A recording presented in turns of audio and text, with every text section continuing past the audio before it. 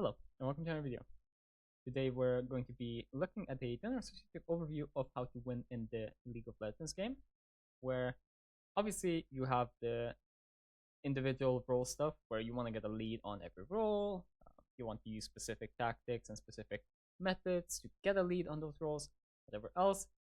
That's great and all, but what we're going to be looking at is the whole map as a whole, right? So it's not really going to be about that. So the first thing that needs to happen for us to win is these turrets need to be taken, right?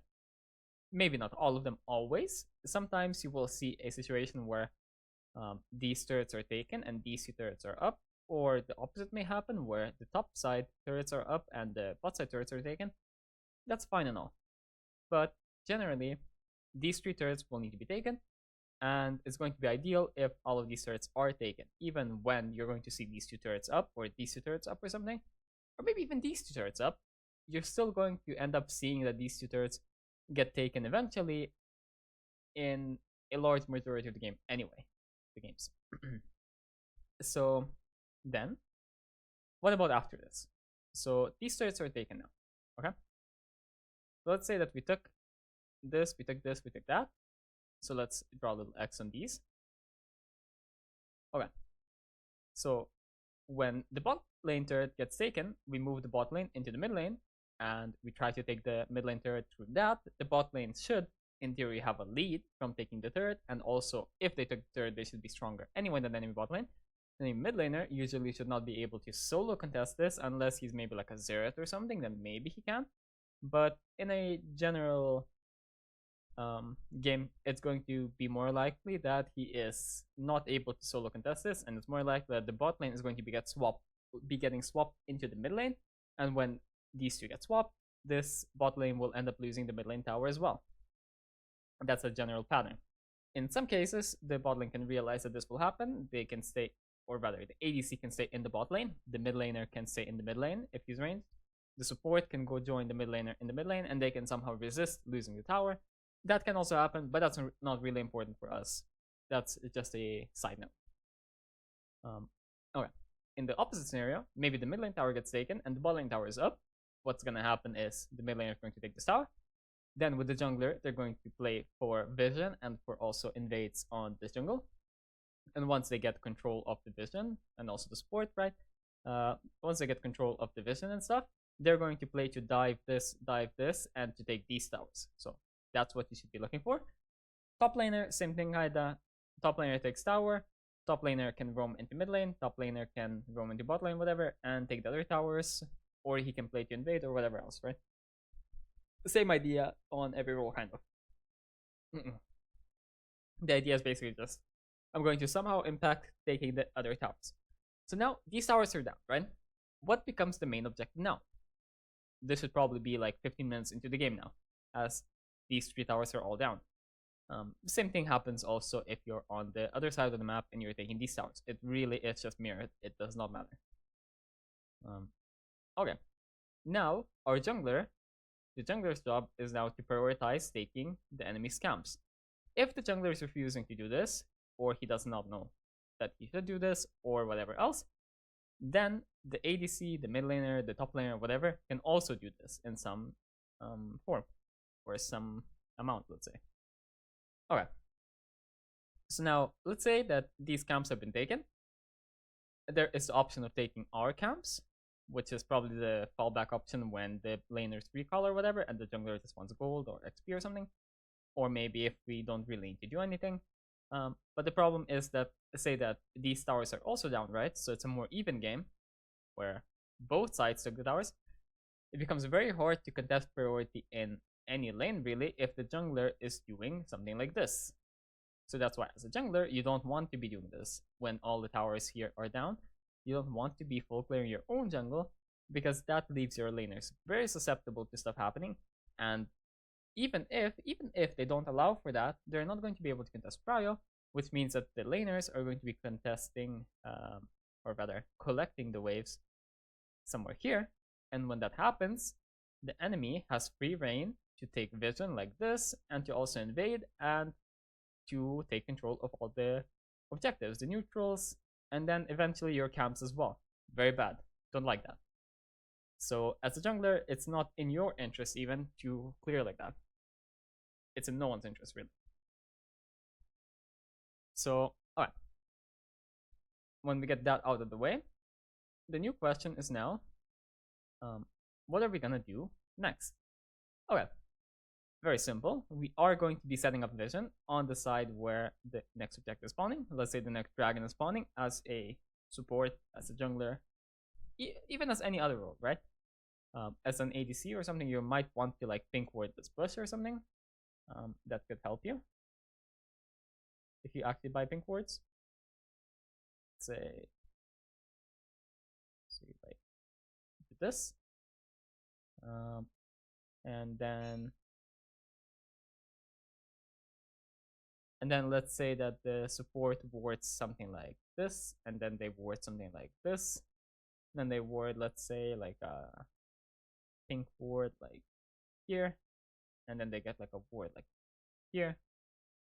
And you can suddenly see how this is going to make the game very difficult for play for the enemy team, as there is a sort of a vision line being formed here, right? That's not really able to be passed through. The jungler and stuff can also sweep, like in the river and in their side. Support can sweep in the enemy jungle, or opposite, vice versa, works as well. A mid laner or something can like either pink ward or a regular ward like here, and suddenly it becomes very, very difficult for the enemy team to play. The same thing is then done on the other side. Whenever you take this dragon, right, as you have a massive advantage now, as first of all, you got more resources because you had control of the enemy jungles, so you probably took their camps. Second of all, you have had Cryos, so you were able to invade or whatever if you wanted to. You were also able to take control of vision, which means that you took control of the neutrals, which means that you had a positional advantage, a vision advantage, skill shots were easier to hit, and so on. And oh no, really, there isn't really a disadvantage. It's just advantages all across the board, right? And you're also harder to pick off, enemies easier to pick off, and so on. Then you do the same thing on the other side. Let's say someone puts a pink here now. Someone puts a pink in this bush, and someone puts a pink in this bush. That's 3 pink wards invested. Then you can put a regular ward here. You can put a regular ward like here somewhere. And you can put a regular ward like here somewhere, let's say. And if someone really feels like it, they could also put one here. Now you have some kind of a vision line like this, right? And it's suddenly very difficult to play for the enemy team again. Also, to keep in mind, these wards are very OP. Like wards like here. Either defensive, or middle ground, or offensive. And these are mirrored as well for the enemy team, so offensive for the enemy team, middle ground for the enemy team, or defensive for the enemy team. And either way, what it ends up doing is that it shows all the rotations. If you allow this ward to exist in your side of the map, then what ends up happening is whenever you're swapping quadrants in the jungle, you will be seen. Whenever your support is going somewhere to ward, he will be seen. Whenever your ADC is walking up to collect the wave, he will be seen. Very bad stuff, right? Similarly, the same thing happens when you ward the enemies, right? You see what the enemies do, and the game becomes a lot easier to play. And then the middle ground ward is just because you generally get swept if you do any of these, right? So then people settle for the middle ground ward, where they try to get the ward here, which is still very good, as it still shows what the enemy does, because they take the wave and then they move somewhere, right? Maybe move here, whatever. And you get the information of that. And information is a big part of this game, so it helps you play a lot easier. But anyway, as we set up these vision lines and as we set up the objectives and whatever, right, the mid game becomes a lot more simplified, and suddenly, okay, we're taking all the barons, we're taking all the dragons. Okay, so this happens every 5 minutes or so. We get a new objective to collect. So then, what do we do whenever these 5 minutes are not ticking? I already mentioned that we're taking the enemy's camps. Okay, that's also like a 2-minute cooldown, and that's also not something we're always going to get. Sometimes people are going to be off the timing with, let's say, the recalls, so maybe someone in your team is recalling when you want to invade. Maybe.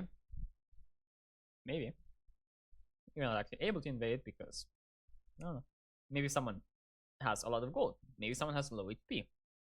Maybe someone took bad trades. Maybe someone just entered and died. Who knows, right? There are many reasons. So then, what else can we play for? Okay, we can play for rotations. When we get control of the enemy jungle, so what we're looking for here is control of this bush, control of this bush. These bushes are oftentimes pinged by the enemy team, just to prevent vision and so on. Control of somewhere around here, whether it be in this bush or whether it be like here, doesn't really matter. Then maybe control like here. Obviously, you're not going to fight for control of both sides at the same time, just to keep this clear. You're going to be looking to control one side of the map at once, and the other side, maybe you get like these 3 wards, right? But you're not going to get like all of these 5 at the same time, because if you get all of these 5 at the same time, what the fuck is the enemy even doing, right? Maybe this one can be like decent, this one can be decent, right? This can be pretty good because it shows rotations here. Quite good as well. Or here, doesn't matter. Also a good pink ward spot. Most of these ward locations where you are thinking of warding, right, are also going to be good pink ward spots for the enemy team, where the enemy team can place pink ward. The more defensive one is, for example, like this one's pretty defensive, this one's pretty defensive, the more gold hungry the role should be, which is placing the pink ward. So for example, if you're an ADC that really wants to have gold, then you should probably be placing one of these or one of these, right? You just place a pink ward and it should stay there for a while. If you're a role that needs less gold, say support or something, where you get a lot of value just by existing, or let's say a tank jungler or something, then these more aggressive pink wards are going to be a lot more viable, right? So with this, we're obviously not going to get all of these wards, as I said, but we can get like some amount. And you can see that these wards happen to be sort of aligned, right? And we love these vision lines because, say that we use a line like this. What happens then? Whenever someone is collecting waves here, right? They have no way to rotate into our team without 1, being spotted, and 2, probably getting collapsed on, right? So say that we have like a Riven or something that's like collecting the wave here. She then goes into Fog of War and we sweep, or we had like a pink ward or something, right? To make sure that she's not on a ward. She goes over this wall. She ends up in this location. Then she can easily traverse like these bushes. And she will end up in a position to catch off the enemy rotating like this. She will be in a position to catch them off like this. And she could even sometimes be in a position to catch them like this if she's fed enough. So this becomes very unplayable for the enemy team, right? And these are the most basic things, right?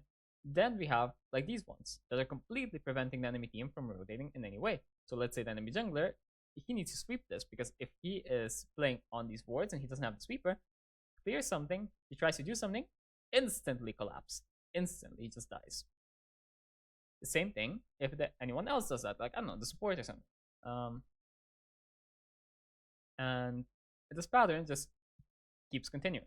So say that we are playing with these 3 wards.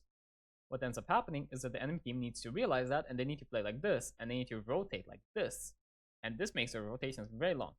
And even if they sweep your ward, right? Like, oh, they swept my ward, now I don't know where they're rotating. No, you still know, because if they swept like this, then you know that this location is where they went through and where they were last seen. So right now you know where they are. And second of all, after this happens, you're still going to know that they know that there's a gap in vision there. And that is likely where they're going to end up being. Right? Okay. So then you have this pattern repeating itself over and over. And eventually, with these kinds of setups, we're going to arrive at a point where we can out-rotate the enemy. So we are able to rotate for this turret, rotate for this turret, rotate for this turret. Maybe we use the Herald, maybe we have Grubs, maybe whatever, right? And we end up getting some of these, right? Maybe we get this one, and then we're suddenly pressuring this one very hard, and this one very hard, right? Either way, we're going to be pressuring the other 2 turrets whenever we get one. if we get a side turret, we're going to be pressuring the mid lane turret anyway, and gonna start pressuring the other side turret. The only time this changes tactically in any way is when we get the mid lane turret. If we get the mid lane turret, then now what we're looking to do is to all rotate and just dive one of these turrets. Because now we want to just isolate one of them. Because when the mid lane turret is still up, then we can't really fully isolate because this one is still going to be present as a sort of wall. But when this one falls, suddenly you see how the map opens up, right? So now suddenly this is viable, right? Like these kinds of rotations. So we're then looking to collect these. Again, very simple. We're collecting all the loose chess pieces. The ones that the enemy team is not able to defend. Boom, boom, boom. Collected. Okay. Now the enemy team has this as their new line. Always the enemy team is going to have a line of safety and a line of, like, say, a yellow zone, and then they're going to have a line where they're just in danger. Like, let's say when we first took like these towers, right? Their zones started being something like this, right? Let's say like that, right? Their zone of control. See? Then let's say that we took the other tower, right? In bot lane. Now their zone ends up being something like this. Or not exactly like this, but you get the point. Maybe like this. Then we take the mid lane tower. Now their zone becomes something like this, right? Then again, pattern repeats itself. Let's say that we now, instead of taking the side lane towers first, we took the mid lane tower first. The zone is going to end up being something like this then, right? Okay. And you see how this shows a very clear weakness in their jungle. And that's where you end up warding, and that's where you end up catching the enemy team out. And those are the yellow zones, because the zones that are, okay, let's say that this is the green zone, right?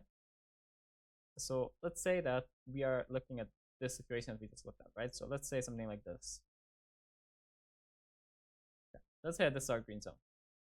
Then our yellow zone is going to be a bit outside of that. So maybe like up to like here, then maybe like this, and maybe like this, that, this, and something like that. So what's the logic behind this zone, right? We don't want to be on this bush because this bush is likely to be trapped in some way. So it's going to end up being a red zone. In the same way, we don't want to be in this bush. Also likely trapped, red zone. Same thing here. Same thing like around here, around here, around here. These bushes, very red, right?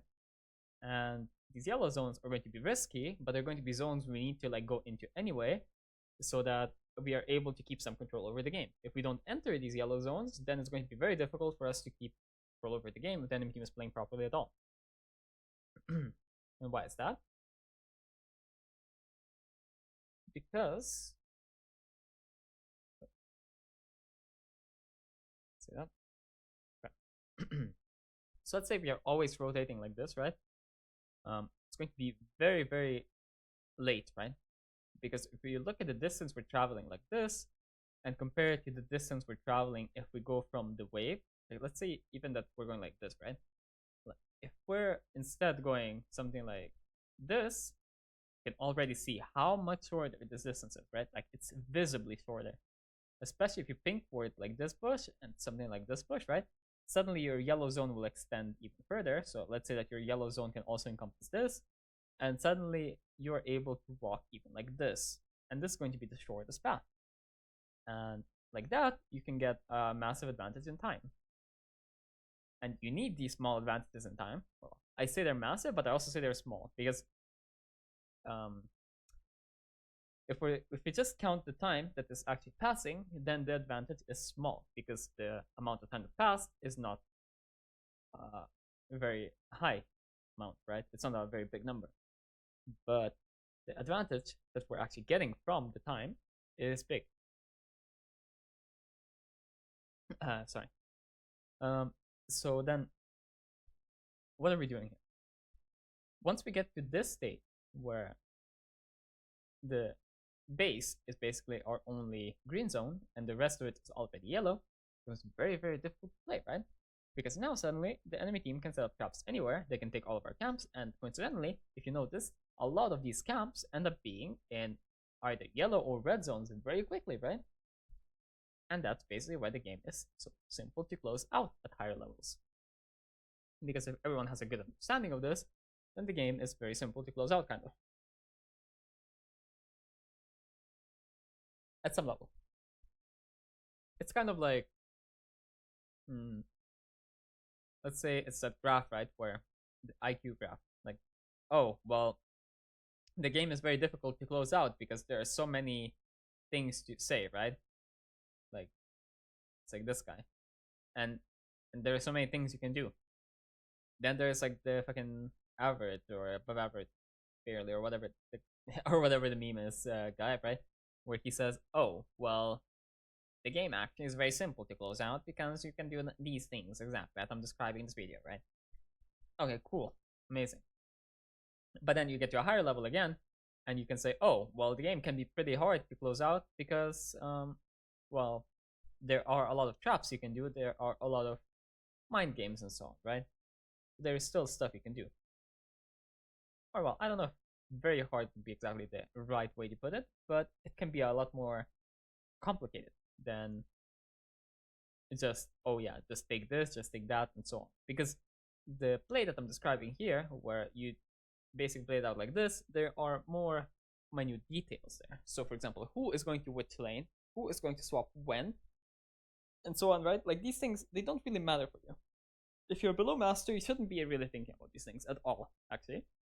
Even if you're master, you should only be thinking about the basics of these things.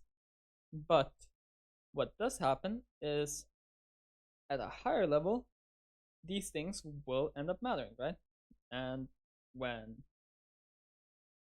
you do look at those higher level games, it can be a lot more complicated because this is a pretty weak plan in comparison to a, say, perfect plan where everyone is on the right rotation and on the right timing and on the right assignment. But anyway, how are we then going to crack the space? Ideally, and most commonly, we're going to use something called a 401 or a 104. A 401 meaning that we are going to place our characters like this. We're going to place 4 characters in top lane, 0 characters in mid lane, 1 character in bot lane. 104 is going to mean the opposite. We're going to place 1 character in top lane, 0 characters in mid lane, 4 characters in bot lane. Very simple, right? As the name suggests.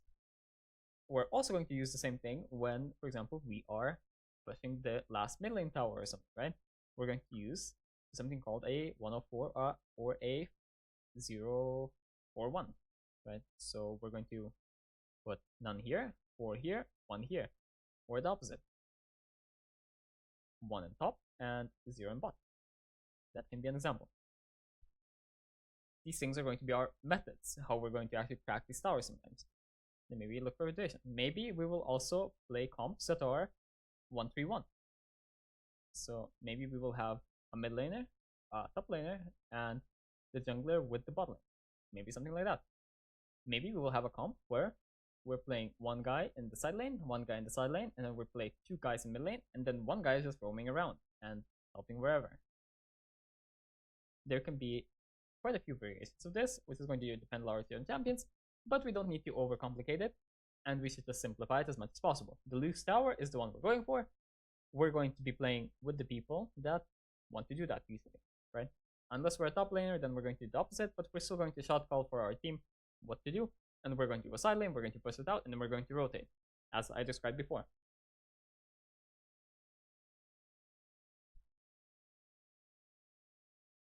Right? Very simple. We don't need to overcomplicate it. Then, when we get to this point, we are using this 401s or 104s or whatever, depending on where the next objective is spawning. If the Baron is spawning next, we're going to put the guy with TP in the bottom lane. If Dragon is spawning next, we're going to put the guy with TP in top lane. That's the general idea. If there's a guy that has a very mobile champion, say Quinn, we're going to probably put that guy in top lane, even if he doesn't have TP. If we have the option between putting a guy that's very mobile like Quinn in top lane or a guy with TP, we're probably going to put the guy with TP. If we have no one with TP in the team, we're going to put Quinn. That's an example, right? It can also be different. It can also be, I don't know, Shen that has a pseudo TP. It can also be, say, one of these bruisers like Riven or Camille or something that can traverse the map pretty quickly, and so on. So then, our goal is to crack at least one of these towers. Once one of these towers cracks, that's basically taking the base, kind of, you say, right? So let's say the top lane tower cracks. We're then going to use that to pressure these two. We're going to play a 4 people mid and a 1 person bot lane or something split into rotating for a Baron, TPing for a Baron or whatever, collect the Baron, and then we're going to pressure these. Now, why did I draw the line to this inhib rather than the bot lane inhib? Well, because we opened this, right? So we have the option of coming through here and actually pressuring this from behind, which means that this is going to be a lot less safe than this. This is going to be the safest place kind of for them to clear a wave. So we then take this. Now we have 2 inhibs. When we have 2 inhibs, very easy to take the third one. The same concept. Come into the base, come from behind. If you're a bruiser or something similar, if you're a melee champion, whatever, if you are a person with mobility, if you're an assassin, you try to come from behind and you try to execute the people that are trying to hold this. At the same time, we're also pushing these lanes, obviously, right? We're trying to time this so that these ones are pushing, so that people need to deal with these to defend here. And then some of them need to defend here, right? Because if they're 5 men on this tower, it's going to be a lot more difficult than if, say, 2 or 3 people are defending the tower. So then again, we're going to do that. We're going to collect the 3rd inhib. And once you've collected 3 inhibs and you have the Baron, you basically won the game. You might think, oh, well, but it's easy to throw. It's really not. You wait for this wave, you wait for this wave, and you wait for this wave. These waves stack. They stack here. You Baron buff them. And then, what do? Oh, you just hit the towers. If the enemy team tries to fight you off the towers, you fight them and you kill them. Because you should be stronger. You have Baron buff. You have hella minions that are Baron buff that are going to hit the enemies. And you should have a massive lead. From collecting all the towers, from collecting their jungle, and so on. Then you collect these 2 towers, and then you collect the Nexus. Done. Okay. So then what if we took the mid lane inhib first and not the top lane or bot lane inhib? Okay. Let's say we took the mid lane inhib first. This makes it even easier actually. Because now what we have instead is the ability to go for either one. So now what we can play is a 401 again. And that's what we do. We play a 401 or a 104. Probably a 104 because Dragon is likely to be the next objective if we have the Baron. We go here. Through this, like maybe we push this out, rotate like this, come through the mid lane, come from behind here, dive this or whatever. Then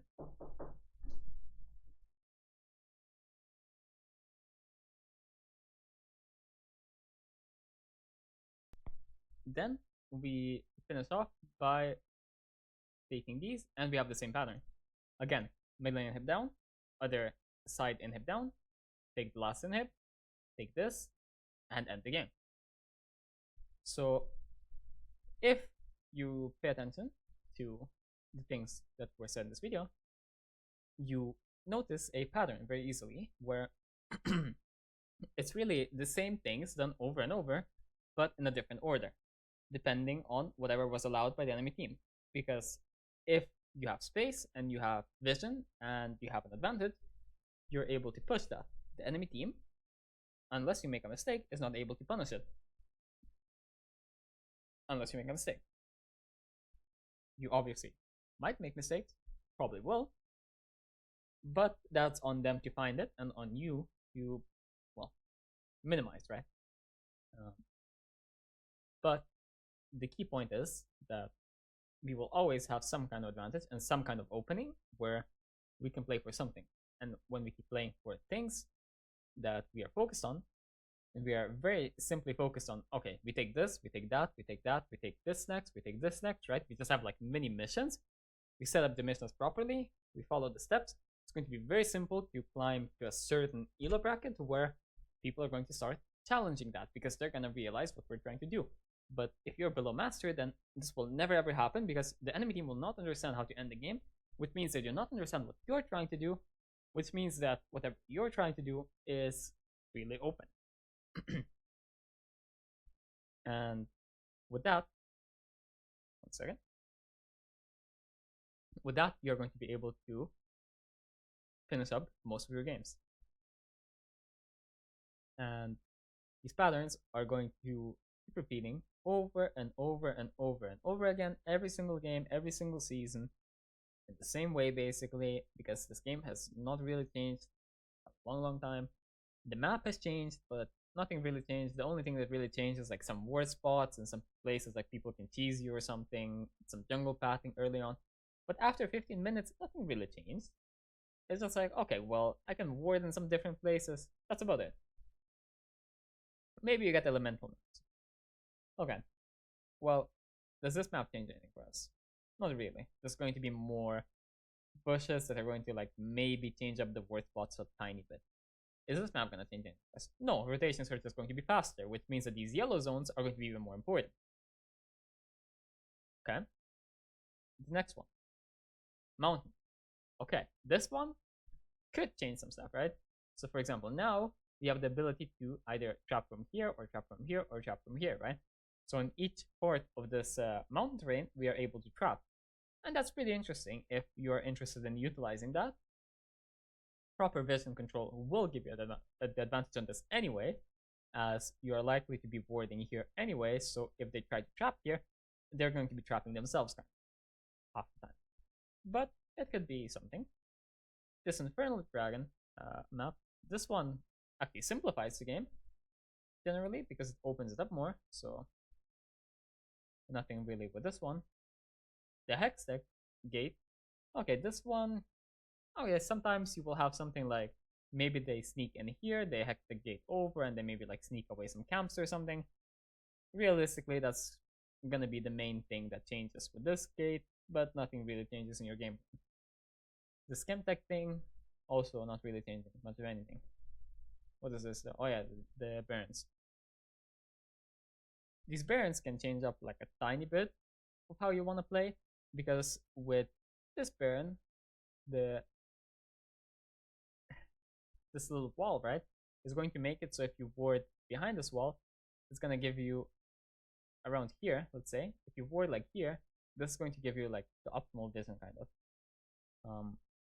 Because it gives you vision of the whole pit, and it gives you vision of the sides, so you know where anyone's playing, kind of.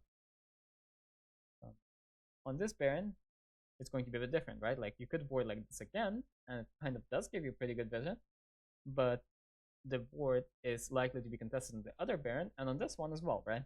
So, but on this one you don't need to do it, because on this one you can work with these like side walls, where you ward like on one of them, and you ward on the other one, and you get the vision you want anyway. So that's gonna change it up a little bit. And then this one, I believe, is the regular Baron pit anyway, and nothing is really gonna change with this one. This is still obviously gonna be good. These side wards are going to be pretty decent. This. And the rest of it really stays the same. So, I mean, this theory is kind of, let's say, a supplement for the other video where I talked about how to climb with jungle today, and I believe that people have a hard time ending games even if they know what to do on their role, like how to get off the lane or how to jungle or whatever, right? So this should give you a very basic plan that you are able to follow every game basically. Anyway though, if you have any questions or any requests or something you would like to have a let's say, a video on or whatever, then leave that in the comments. Thank you for watching, and I'll see you next time. Bye bye.